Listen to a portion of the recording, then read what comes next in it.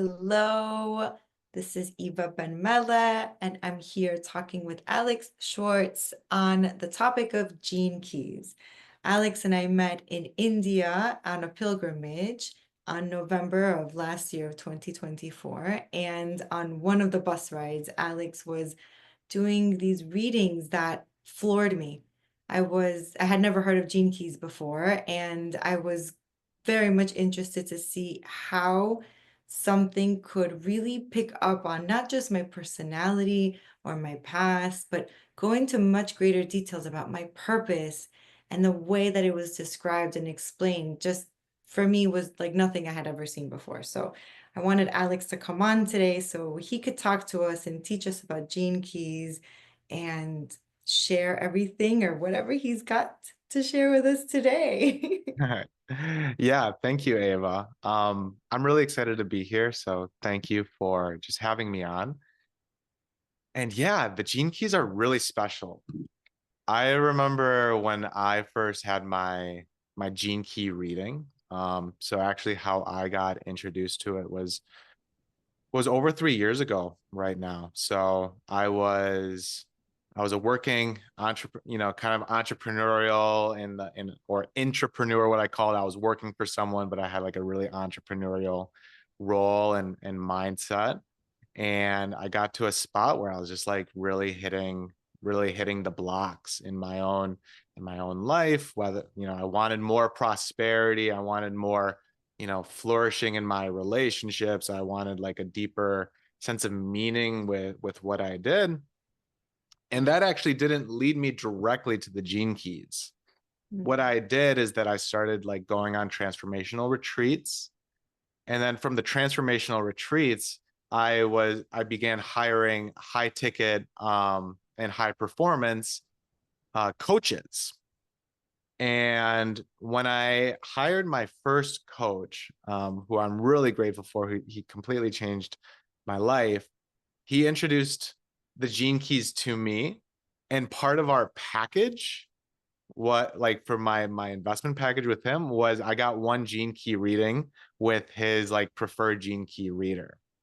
And I was really skeptical going into it because I'm like, okay, like this guy's going to ask for my like birth time and birth chart and everything. Like, okay, I'll go along with it, but I'm going to keep a little bit of skepticism here so I'm not like just kind of like lost in the woo of it all.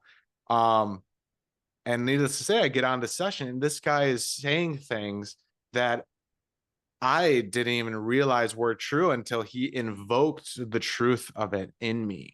So really what I learned in that moment, and what Richard, the creator of the Gene Keys, also teaches, is that we need to be skeptical of our own skepticism. And so Mm. it's like, okay, like what really do I need to what's inaccurate about it? Because when I was in the session, I was like, oh my gosh, like all of these things have their place in my life. And it was really empowering for me to see, like, okay, I have the gift of integrity. And instead of like, or I have the gift of farsightedness, like I can trust my ability to kind of like feel or predict the future. So really the gene keys for me, what it did at that moment, and what's really like what I really strive to do in the sessions that I give, is not to really talk about the shadow states that we can get into, because the gene keys definitely talk about our shadow states, but really to realize that every shadow contains a gift, and that we all have gifts, and that they just need to be invoked in us. And what I needed at the time was for someone to see the gifts in me before I could see them in myself. So that's really what's so special about the gene keys, is because it's a physical showing of what some of your gifts are. And like once you can see it, you can be like, okay, these are my reminders. This is my North Star. As long as I work with integrity, or if I worked with preservation, there's 64 different gifts. That's going to give us a lot of guidance. And frankly, we're at a place in a time for the planet and humanity where it's like, we need everybody's gifts. We all need to be really showing up and giving it our best effort. And this is the best way I know how to invoke that in my community, myself, and then thus the world. That's amazing. I think that experience, it describes it so perfectly because the parallel process of you showing up with skepticism and then the equal opposite of that being having that faith in you before you saw it within yourself.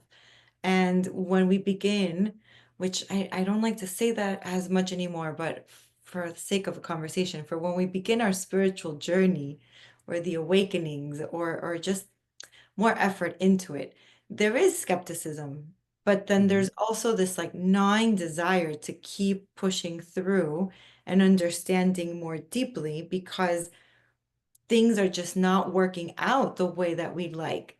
And sometimes we don't have the humility to admit it, or the audacity to make something of it. But when we are in contact with others who do this for as their profession, like you're saying, it helps invoke within us that's already stirring up, that's looking for that change. And when we're talking, especially with perfectionists, there's so much ego around it because we want to look and act perfect all the time, regardless of what it costs or what happens to our relationships, even though what we care the most about is the relationships. And I want you to go into a little bit deeper about what you mean about the gifts and the shadow, because shadow work is a huge part of psychology and understanding that. But maybe you can explain that a little bit better.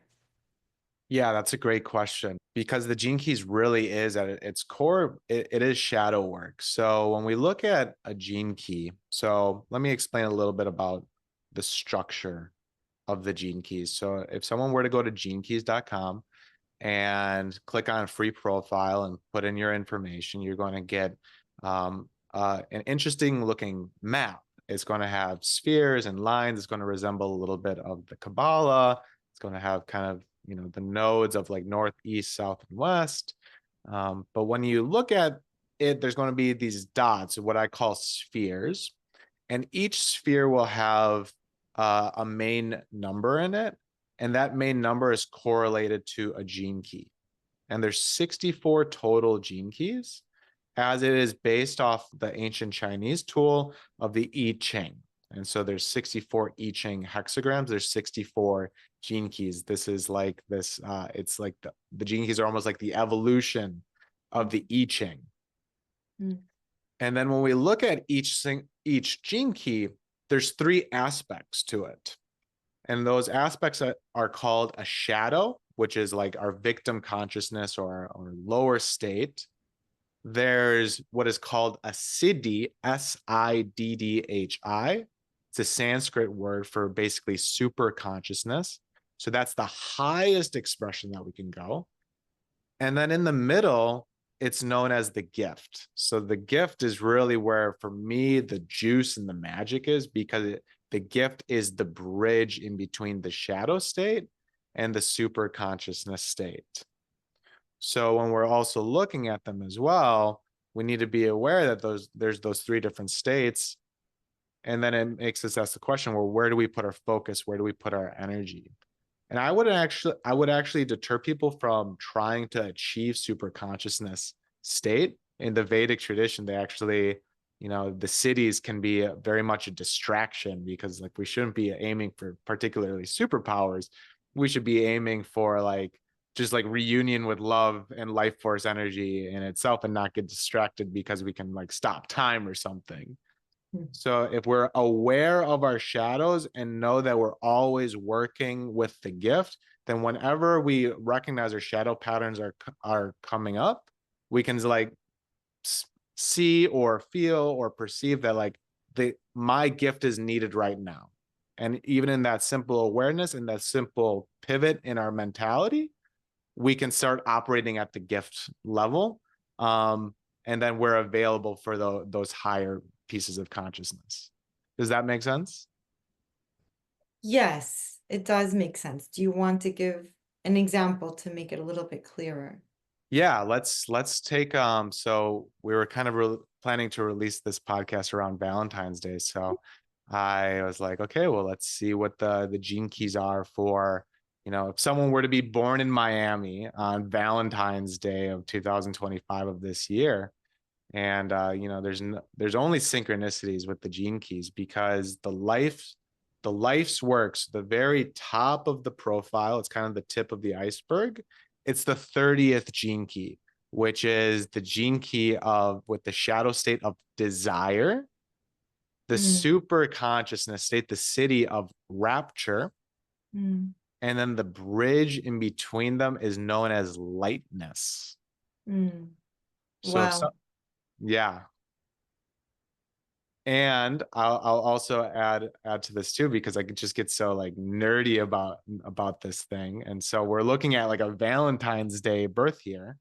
So each gene key, you'll notice that in your profile that there's the large number and then there's a smaller number. It'll be like a decimal point 1, 2, 3, 4, 5, or 6. And those are known as lines. So if someone has the 30th gene key, but has a different decimal point or line, it's still going to be the same thing to like really work with, but it's going to have a different tone or connotation to it. So for someone who is born again on this Valentine's Day, it's the gene key 30 and it's point 2, which is known as the dancer. So their life's work is actually working one-on-one with other people. So this desire, lightness, and rapture, like they're going to have such an accelerated evolution, let's call it, when they're dancing and flowing with life and other things outside them. So the dancer can be with, of course, with another person, but as long as it's with something that you love, it's really going to work. Oh, that's amazing. So explain that if you can just a little bit further, the differences between desire and lightness and rapture. Because for a lot of people, to desire something is being in power. I desire something, we can go out and get it. And lightness almost has like a very different feel to it, no? When you're light about something, it's just like I'm okay with it. And then rapture, I don't know. It's almost like it's just taken over. So how would that work when someone has the gene key 30? Yeah, well, you described it in a very, you're we're we're kind of already there with how you described it. And so I'll just make some quick edits and like just dive a little bit deeper here with these gene keys. But when we're talking about desire, you brought it up earlier in our conversation, but we all have a yearning, and that's desire. Mm. Desire is simply having this yearning, this longing, this hunger for something. And desire becomes a shadow state when we recognize that what we're yearning or longing for is completely outside of us. It's in the outer realm. So like desiring a person because I will be happy with that person, or desiring a specific car, or like I always say now, person, place, or thing, because that would be the shadow of desire. Yeah. Yeah, it's placing, a need that you're trying to obtain or fulfill in with someone or something else outside of you. When we get to, and that's desire. When we get to the gift, lightness is recognizing, maybe just being like lighthearted about it. It's like, oh man, I really want that car, or I would really like love that relationship. But it's being light enough with it where you're not attached and you're able to have that perspective and like go into an exam, and a self-examination process, being like, what need am I actually trying to fulfill within myself? What need am I longing for that I see in the person or the car, for just an example? And when we really, look under the hood, we can see like, oh, actually, like I fantasize about this person because I like long for like excitement and I long for like this passionate like love inside of me. The person is their person, and like we're projecting a fantasy that they will fulfill that need. But lightness is like, okay, maybe I can get that there, but really turning inward, this is what I'm really going after. And then we get to the super consciousness of rapture, the city, when we recognize that everything we can possibly need or desire is already inside of us. And so when we really look at a soul level of anything that we could possibly yearn for or desire, we are completely engulfed in the love and all providing essence of the universe. So again, when we get to the city, we're talking about super consciousness. We're going to go really far out there. So if I'm what I'm saying is like a little bit like, kind of out there in space, like that's kind of the point. Yeah. So to bring it back to earth and groundedness is like, let's look at that shadow desire. Like, what do we want? What are we yearning for? But then lightness is like, what are we really trying to get after? What's the needs that we're actually trying to fulfill within ourselves, and recognize that we can actually get that in multiple different places. We don't have to be attached to one thing or another. Yeah, that took me years to understand. I I was divorced in 2018, and I remember my friends saying, "You need to date yourself, fall in love with yourself." And I was like, "What does that even mean? Like, I don't understand. No, I'm looking for someone to do that with me. Like, I want to love on that person and that person." And it took a lot of deep soul searching and humility. A lot of, I don't like ego deaths as a statement, but a lot of ego, I don't know, beatings of sorts, to understand this concept that it's not that something outside will fulfill within us, and it's not that we don't need at all anything or anyone, because we're interdependent and we all give and take from one another, but that whatever it is that we're looking to have fulfilled by being in something, whether it's a job, like something material or relationship or whatnot, it's already starting from within. And we're only recreating what's from within on the outside.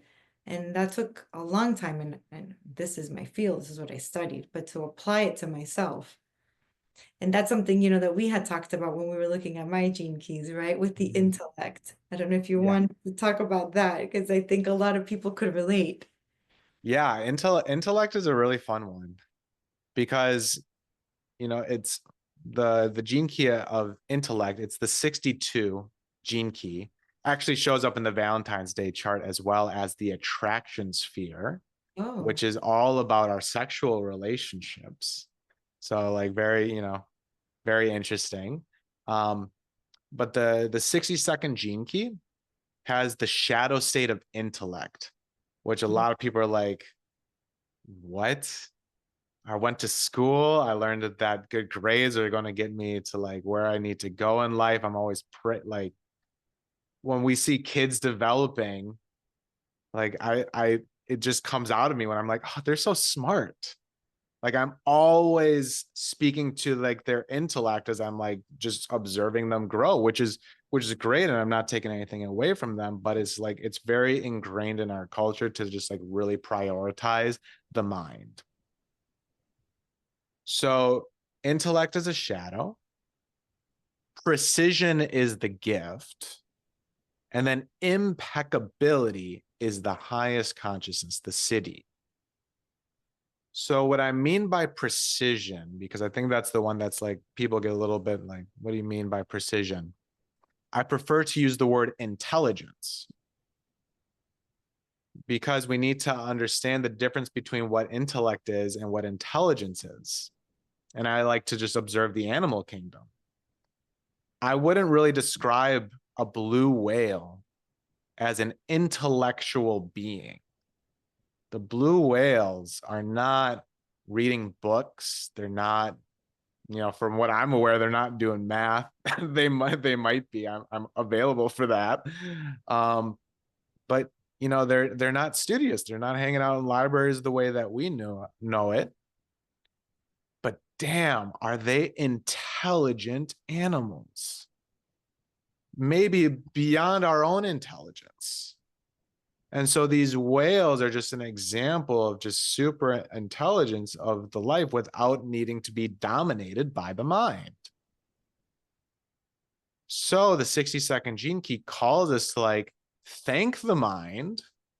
Thank you for all the amazing things that you're able to do. Look at all these advances in technology that we were able to achieve, but recognizing that it's limited and that we need to move into a different mode of intelligence if we really want to be accurate and precise with the way that we make decisions, with the way that we communicate, you name it. And when we become so precise and we're attuned to what I would call love and heart space energy, then we're impeccable. Then every decision that we make is intelligent and attuned to love, impeccability. This world would be a completely different place, even if we had a handful of people with that type of impeccability. Hmm. What makes you say that?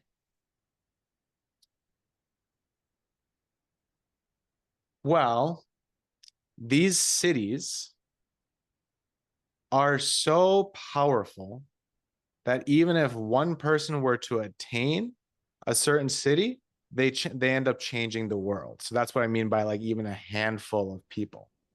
So we can look at other places in history. There's, the bodhisattvas of Buddhism. There's only a handful, and yet they're like, just like have guided humanity and are continuously helping to evolve. We learned about the Satgurus in India. There's only 5 of them, Yeah. and they're just like holding it down. They're just like protecting humanity for, so that we can continue again to evolve and to understand our highest expression. As far as I'm concerned, there was only one guy named Jesus Christ. That was one person who was making, when we talk about Christ consciousness, he was making decisions that were in the greatest service to love, and he's influenced millions and millions and millions of people. And then there's plenty other examples out there from other teachers and lineages. And it's not that all the masses need to become that impeccability, but even if one or a handful of people stand out, it's an amazing pivot for the world. It's an amazing shift for the world. So that's why I see. Yeah, it's almost unattainable because it goes back to what you were saying. Almost. Almost. Yeah, that's right. Oh, Almost. Because possible. Let's go. totally. And I think that these these apertures, these abilities, like through the gene keys, like you were saying earlier, it's what was the word that you used? It's being very introspective. It's the contemplation that Richard also talks about, right? Yes. It's really looking at yourself with so much deeper awareness that you have the opportunity to check in with yourself to reach that level of impeccability. But I guess the more precise you are, which means the more you have your emotions in check and the more or the less you rely on the books and more on the heart space, but then this combination of the two, then the better you are at being more precise, right? It's also taking the life experiences, and it's also recognizing that we are going to make mistakes, but as long as we learn from the mistakes, then every decision we make therefore on after with the learnings are more precise. Yeah. So we don't need precision doesn't mean perfectionism. There's Thank also a difference between precision and accuracy. And if I'm recalling it correctly, precision is like it's always in the general ballpark of the area. So if we have like a target, like a bullseye target, we're being precise as long as we're hitting the target somewhere. accuracy is hitting the bullseye. Mm. So as long as we're like in the general direction of the target, and I would like to say that I believe that the target is like love, for whatever that means to you. As long as we're making our decisions in the direction of love, take our learnings, move on, do it again, I think we're going to be all right. Yeah, thank you for that. Because for a lot of us who have perfectionistic tendencies, mistakes are derailment, punishment. We're not good enough, we're doing it wrong. But when we look at it from another perspective of it's a learning experience and it's teaching us and it's life. Sometimes it's not even lessons anymore. It's like living life without so much of this inner critic, super judgmental stance on it. Then again, these just this conversation can shift someone's mindset from I have to do things exactly like this or else to okay, if I fall too much on one side of the shadow, then my life will go certain type of a track. But I also have the same ability to go more towards my gift, which is something innate within me, to lead towards the city. Mm-hmm. So it's a flowing guide, it sounds like to me, what the gene keys are offering. The gene keys are very flowy,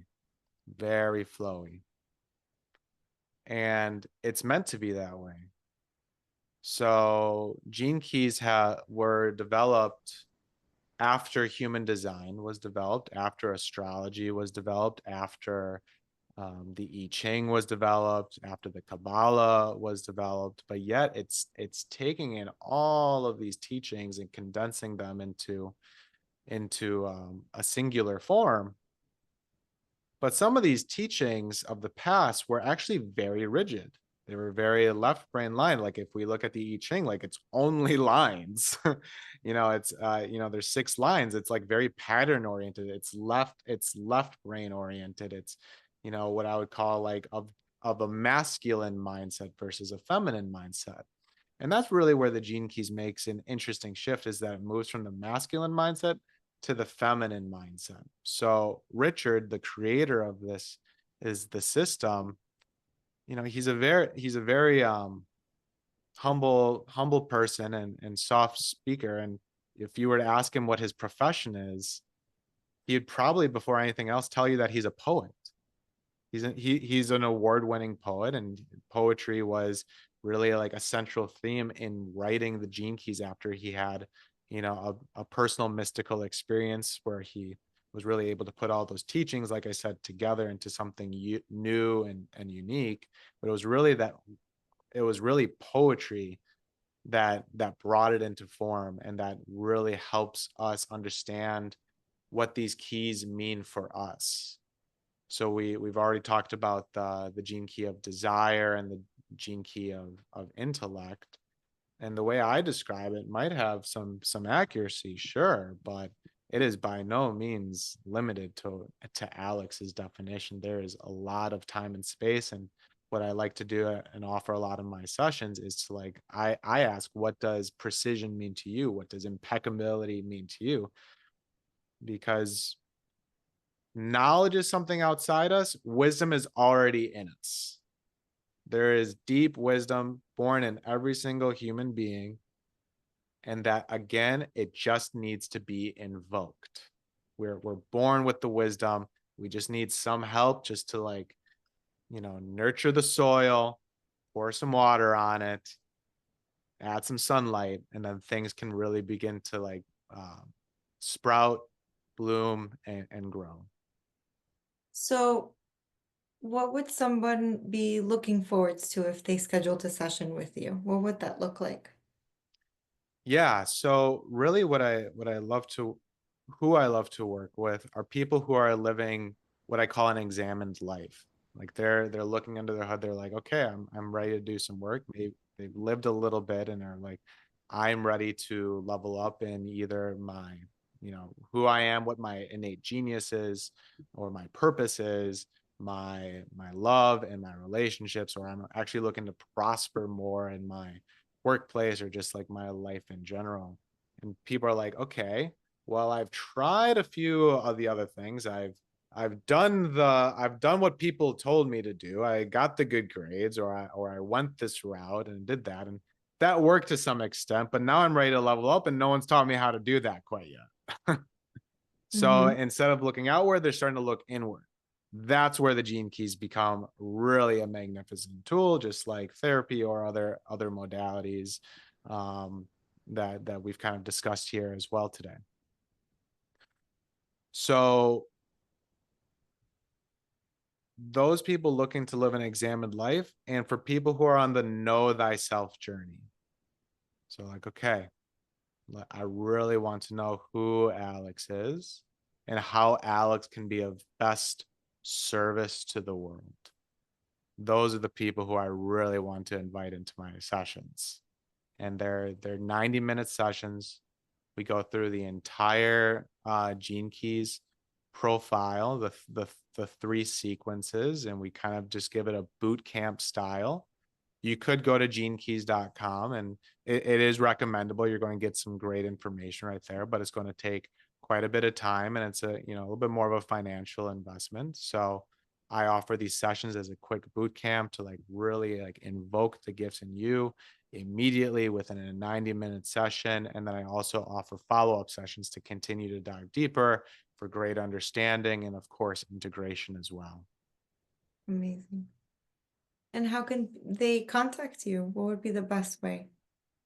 Yeah, so my web address is withalexlee.com, and that's all same as all my social handles. So Instagram with Alex Lee. You can email at withalexlee.com. Those are the best ways to reach me.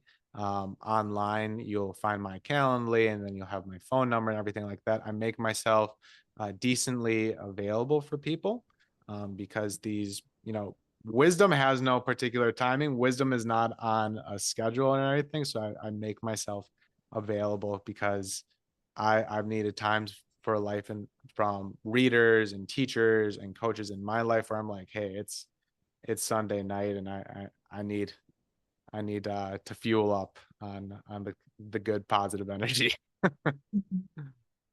Wonderful, wonderful, great. Thank you so much for talking to us today about Gene Keys. I think it's like I said, it was incredible having seen how my profile showed up and how you explained it to me, and I love that it's a combination, it's a conglomeration of so many different modalities and ancient teachings, and the way that then it's described to us in modern day that can really open that door for, like you said, having a much more examined life. The purpose isn't to be perfect. The purpose is for us to really know ourselves and to do the best that we can with what we've got. So I appreciate you so much, and I appreciate you for coming on and explaining Gene Keys to all of us today. Yeah, well, thank you so much, Ava, and thank you for everyone who's tuning in. I'll say this as well. Just go get your free profile. Just go check it out. Totally. Genekeys.com, reprofile, put in your information. You'll get a four little paragraph thing. See how it sits. If you're skeptical, go for it. If you're not skeptical, go for it. Just see how it resonates with you. And if it's something that's really calling to you, then there's ways to explore it even deeper. And if it's not your particular cup of tea, you'll still have this tool to give you some sort of guidance. Even if there's one key, it doesn't even have to be in your profile, but if there's one key that really sits deeply with you, then the gene keys are doing their work. So just take the small step. Yeah. Wonderful. Thank you so much, Alex. I hope everybody has a great day.